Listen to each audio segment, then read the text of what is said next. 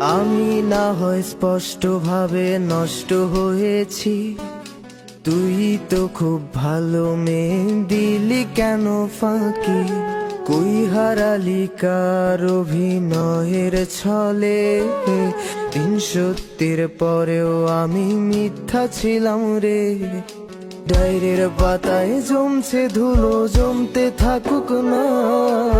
আমার দেওয়া গোলাপটা তুই নষ্ট করিস না।